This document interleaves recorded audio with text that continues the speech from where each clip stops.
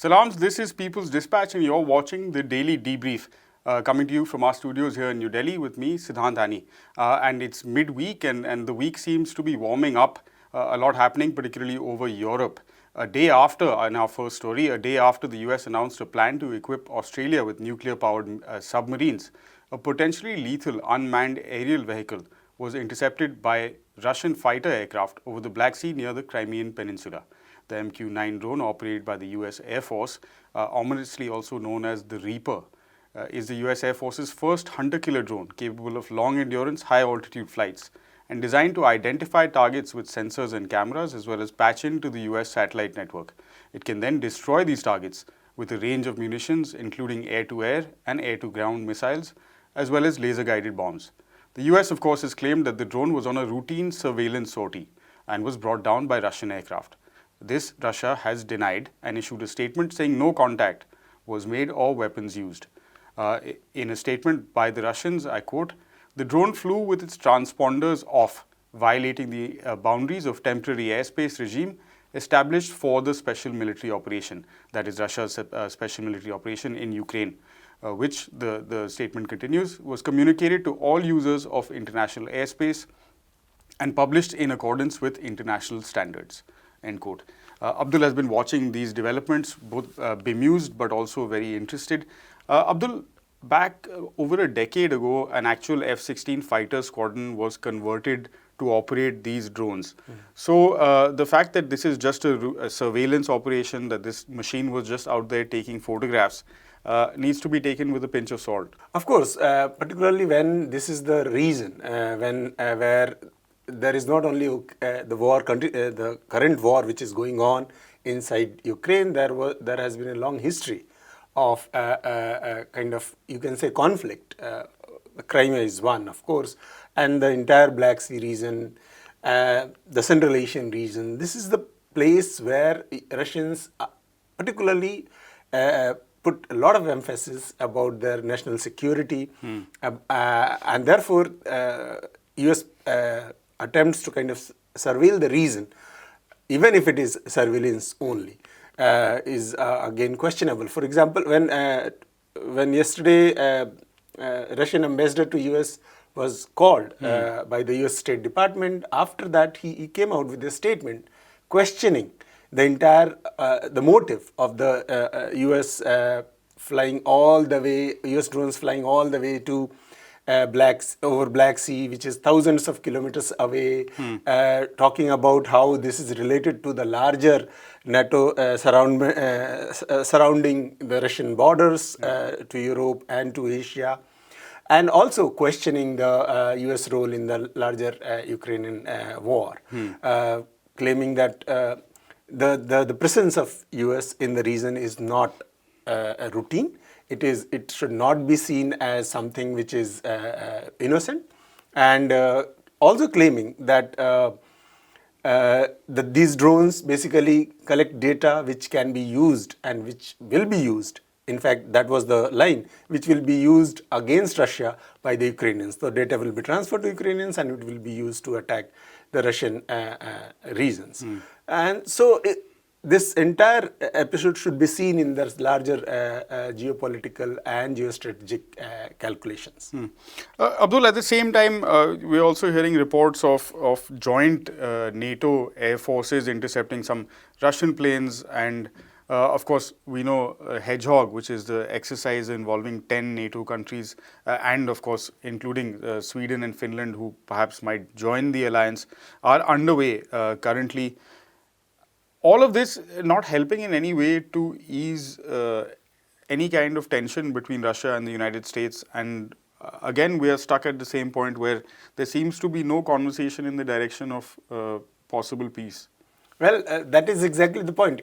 These exercises you mentioned, the incident you mentioned, all of them indicate towards rising hostilities, not towards any, of course, and also indicate the lack of any attempts to kind of resolve the issues through the negotiations and other channels, whatever other channels possible. Both of them are permanent members of the Security Council, so they can any day sit and discuss their basic concerns. The platform exists. Exactly. There is a platform, both of them are part of it. So there is no lack of platform, there is no lack of opportunity to have any kind of settlement of dispute, whatever disputes are there, but I think there is a lack of political will to do that. In fact, there is a attempt to escalate it, and whatever existing conflicts are. And US in particular has, and NATO, through its allies in the European countries, has basically attempted to surround Russia from all corners if you see the map, whether it is Europe, whether it is Asia. There have been attempts to surround it, and that was one of the reasons which Russians have cited for their quote-unquote special military operations in Ukraine. Russians have very clearly talked about it on whatever platform available, that the presence, the exercises you are mentioning, the presence of NATO arms all across the borders, Russian border and the nearby areas, and the potential Ukrainian membership to NATO and the European Union. All of these have been raised. All these issues have been raised and on many different platforms, but there have been no attempts made to kind of resolve it. So in that particular context, when there is already a conflict going on in the region, such incidents which happen, this drone incident, could lead to further escalation. The talks of nuclear war, another world war, seems much more real when such incidents happen. And therefore, there should be very serious attempts to avoid all such escalation in order to kind of save the world from a disaster. Abdul, you talking about how NATO's expansion and, of course, maybe the possibility of Ukraine joining the alliance is more distant, but more immediate would be the applications of Finland and Sweden, which Russia has gone out and said they have no problem with these two countries, but if they join NATO, then it might require a reaction. Reports indicate that application process might be going ahead in the next weeks or so. What is your take on this?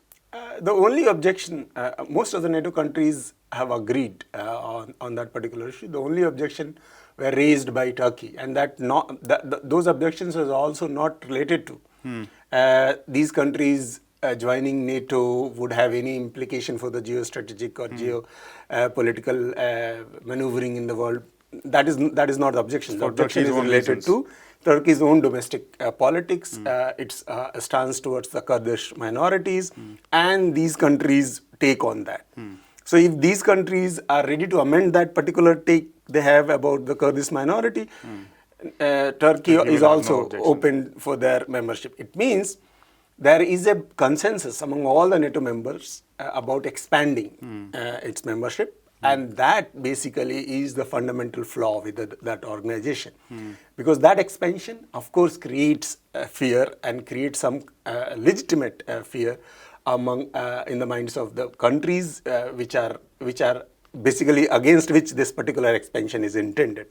And that basically continues a vicious cycle of insecurity in the global politics and leads to such kind of conflicts. Abdul, we're going to be talking about the SIPRI report covering the past 5 years on arms export next. So we'll ask you to hang around because we want your inputs on that as well in just a minute.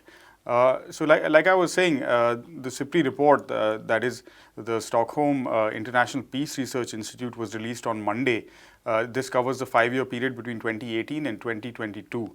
And it finds that European countries have drastically increased imports of major weapons in the outbreak of the war that we were just talking about between Russia and Ukraine.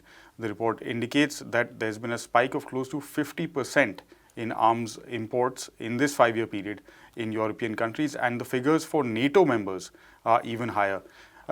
Abdul, the two are, it's not difficult to connect the dots, but do it for us anyway.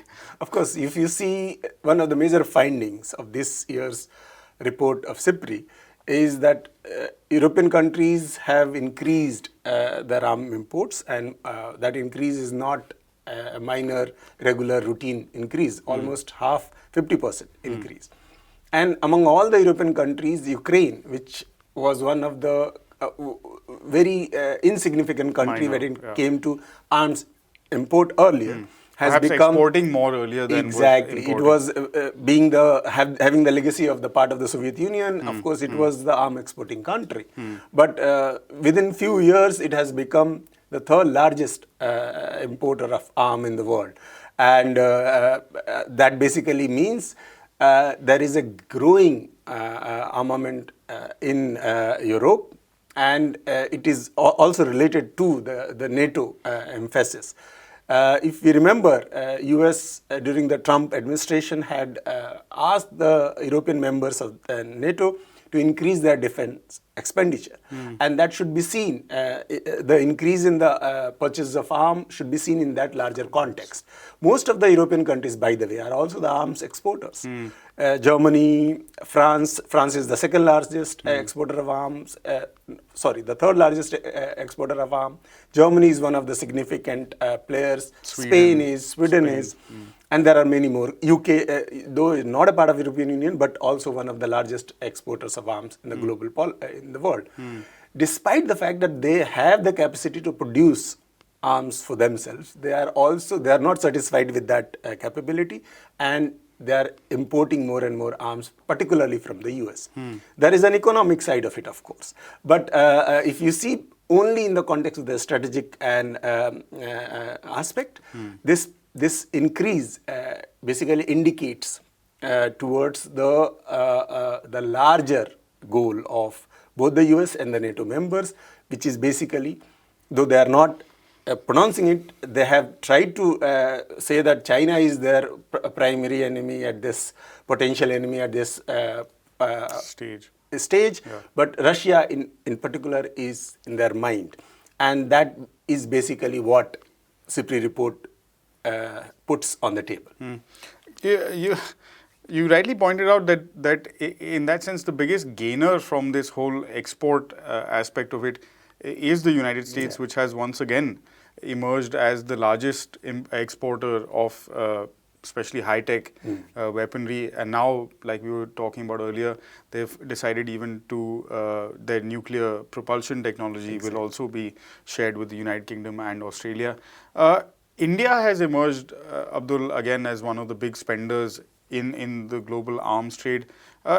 In a sense, with this European flashpoint existing, are we moving towards now also the creation of similar kind of scenarios in the East? Well, I'll answer that question in a while, but we have to talk about the US part of it.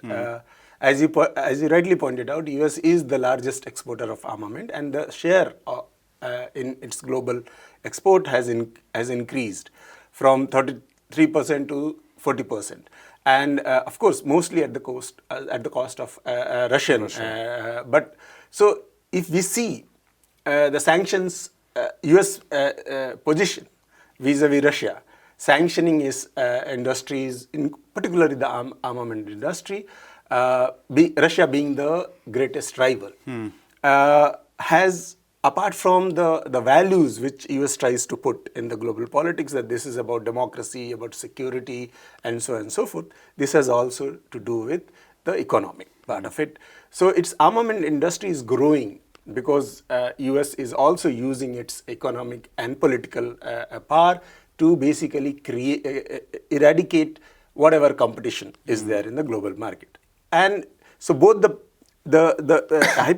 kind of hypocritical use of principles to expand the economic base of the armament industry is one aspect we should not ignore.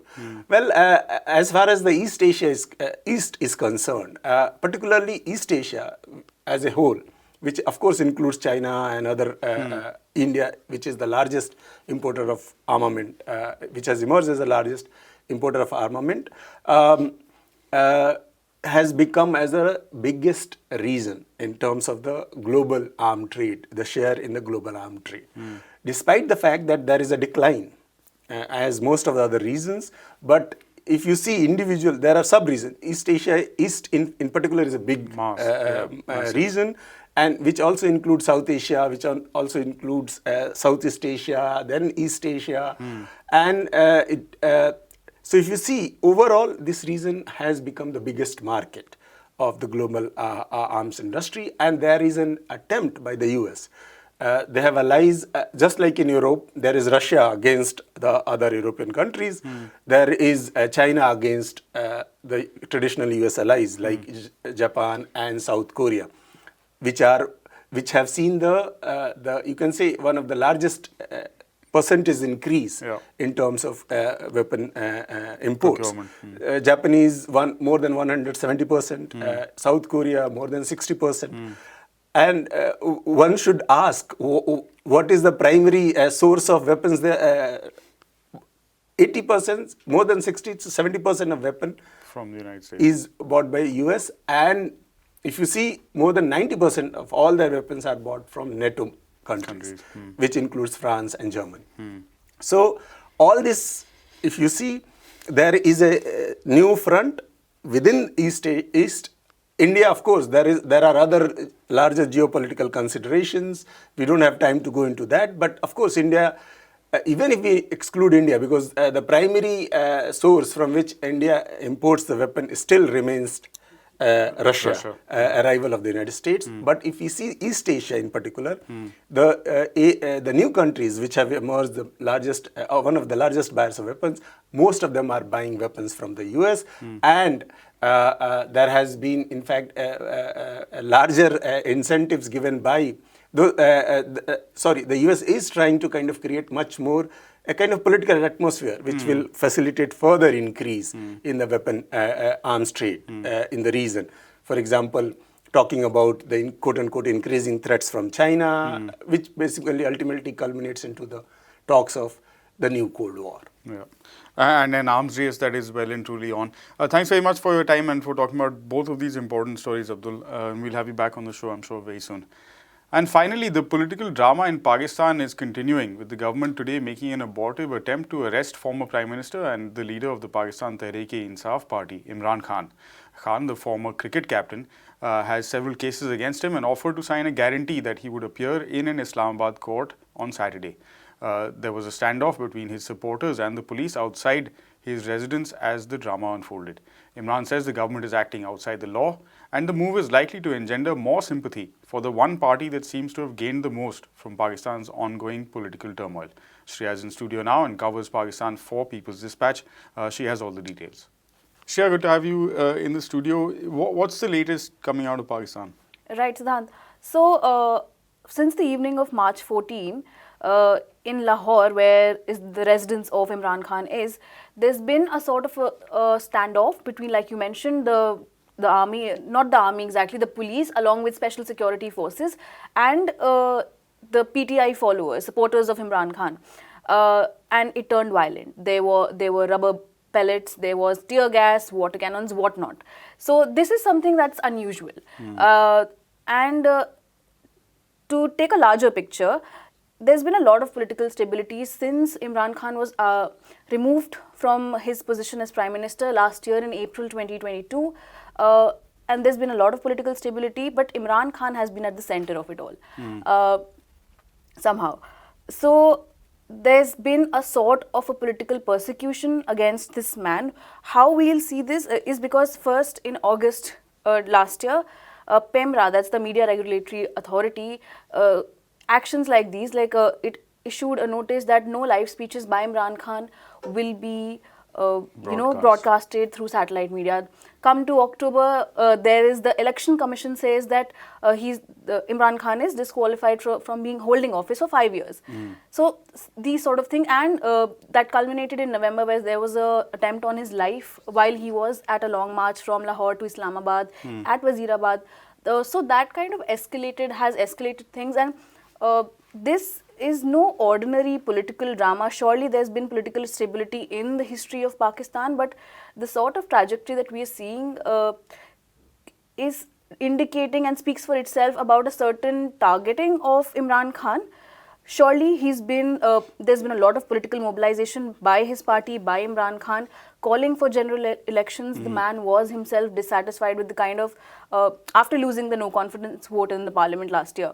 So he's been calling for general elections. And a lot of events have taken place. So that's what has happened. What has happened on March 14 and March 15, coming to the news, is that the violent episode that has taken place, and Imran Khan took to Twitter from his home, sort of in a house arrest, saying that this is actually not just the police coming to arrest him for a non-bailable arrest warrant, but this is an attempt at abducting and assassination of him. Although the non-bailable arrest warrant is not exactly for what we know is the Tosh Khana case, that for undeclared gifts and assets earned from those gifts. It's actually absence over not appearing in the court for it.